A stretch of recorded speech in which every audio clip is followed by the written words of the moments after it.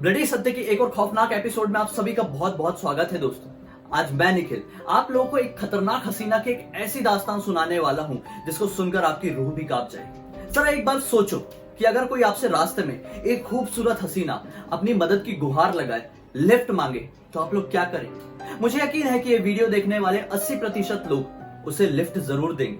लेकिन क्या आप लोग ये जानते हैं कि उसे लिफ्ट देकर आप कितनी बड़ी मुसीबत को दावत दे सकते हैं? नहीं जानते तो मैं बताता हूं। दरअसल भारत के बहुत सारे छोटे छोटे गांव में, घने जंगलों में एक ऐसी ही खूबसूरत हसीना जो नीली साड़ी पहनी रहती है, लोगों से घने जंगल में सुनसान सड़क में लिफ्ट मांगती है। और अगर किसी ने उसे लिफ्ट दे दिया तो फिर उसका क्या हश्र होता है, मैं आज आप लोगों को बताऊंगा इस वीडियो के एंड में। बने रहिए अंत तक। जल्दी जल्दी सब्सक्राइब कर दो वरना पता है ना कौन आ जाएगा। ये कहानी शुरू होती है आज से 40 साल पहले से और ये बात है 18 जुलाई सन 1980 की। राजस्थान के एक छोटे से शहर में एक ताहिरा नाम की लड़की रहती थी जो कि बहुत ही ज्यादा खूबसूरत थी। वो इतनी ज्यादा खूबसूरत थी कि एक बार सड़क पर वो निकल जाए तो लोग उसे पलटकर जरूर देखते थे, उसकी बातें उसके पीठ पीछे जरूर करते थे। उसकी खूबसूरती के चर्चे लगभग आधे शहर में थे। लेकिन कहा जाता है ना कि जरूरी नहीं खूबसूरती आपके साथ किस्मत लेकर भी चलती है। और इसी तरह का किस्सा ताहिरा के साथ भी था। दरअसल ताहिरा उस छोटे से शहर में अपने भाई के साथ रहती थी और ना ही ताहिरा के कोई माँ बाप थे और ना ही कोई रिश्तेदार। वो लोग जैसे तैसे करके अपना घर चलाते थे। ताहिरा का छोटा भाई अभी अभी ग्रेजुएट हुआ था। वो बहुत सारी जगह इंटरव्यू दे रहा था, लेकिन किस्मत ने उन्हें ऐसी मार मारी थी कि बहुत सारे ऑफिस से बेदखल होने के बाद भी उसे कोई नौकरी नहीं मिल पा रही थी। ताहिरा ये सब देख के बहुत परेशान होने लगी थी। उसके मन में बुरे बुरे ख्याल आने लगे थे कि मैं ये कर लूं, मैं वो कर लूं, मैं किसी बार में डांस करने चले जाऊं, लेकिन जैसे तैसे करके मुझे अपना घर चलाना है। लेकिन कहा जाता है ना, जाको राखे साइया मार सके ना। एक दिन ताहिरा इसी तरह से परेशान होकर रास्ते से गुजर रही थी और सिग्नल में एक बहुत ही बड़े उद्योगपति की कार आकर रुकी। उस उद्योगपति की नजर ताहिरा पर पड़ी। उसने देखा कि ताहिरा बहुत ही ज्यादा खूबसूरत लड़की, उसकी खूबसूरती से उसकी नजरें हट नहीं रही थी। उसने ताहिरा की खूबसूरती को देखकर ये सोचा कि ये खूबसूरती कहीं तो मेरे काम आ सकती थी। और बस फिर क्या था, उसने ताहिरा को अपने कार के अंदर बैठे बैठे आवाज लगाई। ताहिरा ने हैरान होकर पलटकर देखा कि कोई बड़ी सी लंबी सी कार से उसे आवाज लगा रहा है। उस उद्योगपति ने ताहिरा का नाम पूछा और ये पूछा कि तुम क्या करती हो। मैं तुम्हें एज अ मॉडल लॉन्च करना चाहता हूं अपनी कंपनी के एक नए प्रोडक्ट के लिए। ताहिरा की खुशी का ठिकाना नहीं रहा। ताहिरा ने अपने आप को कई बार रोकने के बाद आखिर उस बड़े आदमी का नाम पूछ लिया। उस बड़े आदमी ने अपना नाम बताया, विक्रम माल्या। विक्रम माल्या दरअसल उस शहर का सबसे नामचीन उद्योगपति था। सभी लोगों को पता था कि विक्रम माल्या अगर किसी एक के ऊपर हाथ रख दे तो वो इंसान को कहां से कहां पहुंचा सकता है। ताहिरा ये सुनकर बहुत ही खुश हुई। उस आदमी ने उसी कार में बैठे बैठे ताहिरा से पूछा कि तुम्हारे घर पर और कौन कौन है। तो ताहिरा ने बेसब्री के साथ ये बताया कि मैं अपने छोटे भाई के साथ रहती हूँ और उसके अलावा मेरा इस दुनिया में कोई भी नहीं है। मिस्टर माल्या ने अपना कार्ड देते हुए ताहिरा से ये कहा कि कल दोपहर 12 बजे मेरे ऑफिस में तुम दोनों आ जाना। मैं देखता हूँ कि मैं तुम्हारे भाई के किस तरह काम आ सकता हूँ। मैं तुम्हें अपने प्रोडक्ट के लिए एज अ मॉडल लॉन्च भी करूंगा, जरूर टाइम पर आ जाना। ताहिरा उत्सुकता से अपने घर पर पहुंची। उसने सारा किस्सा अपने भाई से बताया। भाई आमिर बहुत ज्यादा खुश हुआ। दोनों ही 12 बजे एग्जैक्ट अगले दिन उनके ऑफिस पर पहुंच गए। थोड़ी सी मुलाकात और बातचीत के बाद मिस्टर माल्या ने आमिर को अपनी कंपनी में एज अ मैनेजर लॉन्च कर लिया। दोनों की खुशी का बिल्कुल भी ठिकाना नहीं था। उत्सुकता से दोनों खुश होकर घर जाने ही वाले थे, लेकिन जब वो कैबिन से बाहर निकल रहे थे तो मिस्टर माल्या ने उन्हें रोकते हुए ये कहा कि तुम कैसे घर जाने वाले? तो हैरानी के साथ आमिर ने यह पूछा कि मतलब? मिस्टर माल्या ने जवाब देते हुए ये कहा कि मैं तुमसे ये पूछ रहा हूँ कि तुम अपने घर कैसे जाने वाले हो, ऑटो से या फिर कैब से? आमिर ने कहा कि हम ऑटो से जाने वाले हैं। लेकिन मिस्टर माल्या ने अपनी एक कार की चाबी उसके हाथों में थमाते हुए ये कहा कि अगर ड्राइव करते हुए आता है तो ड्राइव करके ले जाओ, वरना मेरे ड्राइवर को आज साथ लेके जाओ। ये कार आज से तुम्हारी हुई। आज से इस कंपनी का मैनेजर किसी ऑटो में ट्रेवल नहीं करेगा। आमिर ने खुशी खुशी वो कार की चाबी ले ली।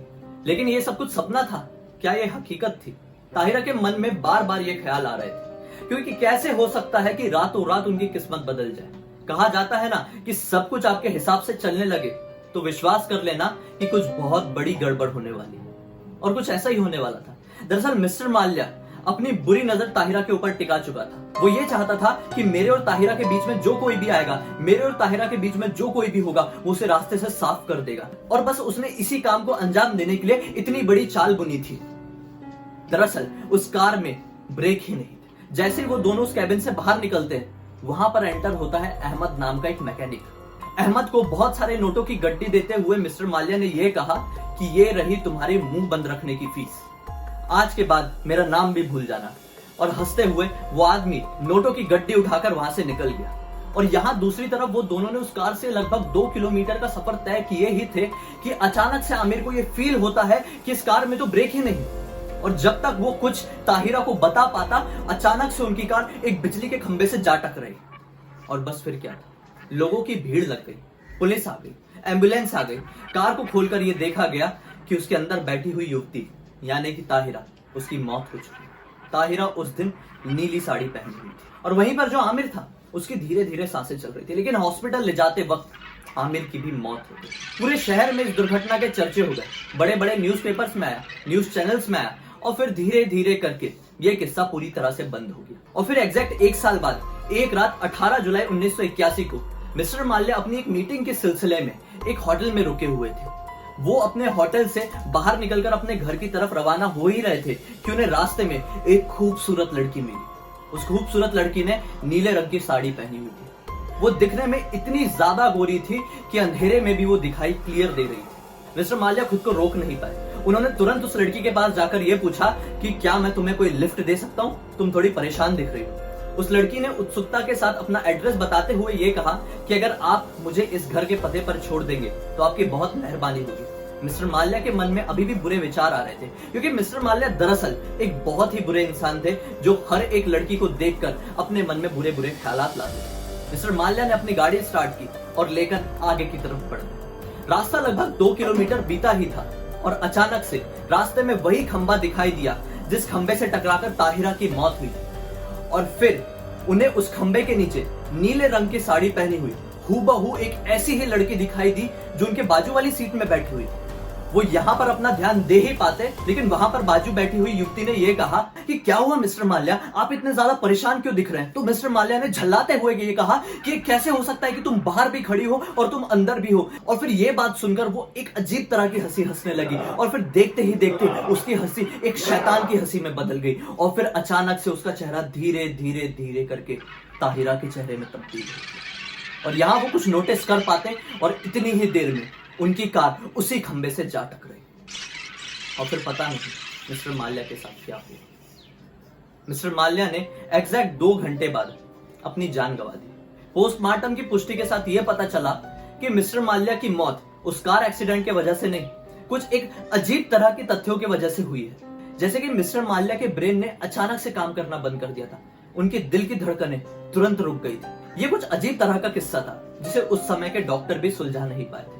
और फिर ये किस्सा भी पूरी तरह से बंद हो गया। और फिर एग्जैक्ट 1 साल बाद 18 जुलाई 1982 को अहमद की लाश उसके घर से बरामद हुई। मौत का कारण संदिग्ध था, किसी को पता नहीं चल पाया। डॉक्टर भी समझ नहीं पाए कि ये आखिर मरा तो मरा कैसे। ना ही ये सुसाइड था, ना ही ये कोई मर्डर था। ये अचानक से अजीब तरह से मर गया। लोगों का ये मानना हुआ कि हो ना हो कि ये कोई आत्मा है जो इस शहर में घूम रही है और अजीब तरह से लोगों को मार रही है, क्योंकि बहुत सारे लोगों ने उस खंबे के पास एक भटकती हुई आत्मा को देखा है जो नीली साड़ी में घूमती थी, दिखने में बहुत ही ज्यादा खूबसूरत थी, लोगों से लिफ्ट मांगती थी और अगर उसको किसी ने लिफ्ट दे दिया तो उसके घर के पते तक पहुंचकर वहां से गाड़ी से उतरकर गायब हो जाती थी। और फिर अगले दिन वो उसे सपने में दिखाई देती थी और फिर दिखाई देती थी और फिर उसका जीना हराम कर देती थी।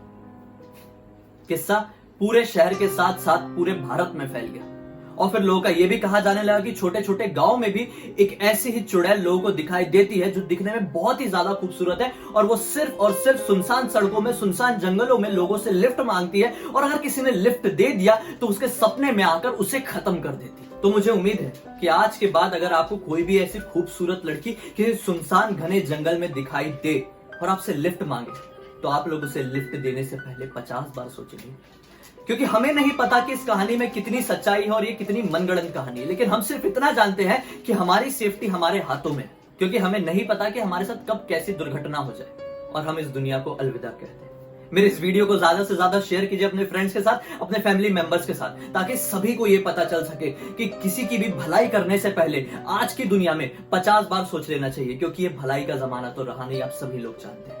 मेरे चैनल को सब्सक्राइब कर दीजिए अब तक आपने नहीं किया है तो मेरे साथ इसी तरह जुड़े रहिए, क्योंकि मैं हर रात 9 बजे इसी तरह के खौफनाक वीडियोस आप लोगों के पास लेकर आता हूं आपको हैरान करने के लिए। और जाते जाते बेल आइकन को भी दबा दीजिए ताकि मैं जब भी नई वीडियोस लाऊं आप लोगों को उसकी नोटिफिकेशन मिल जाए। बहुत बहुत धन्यवाद।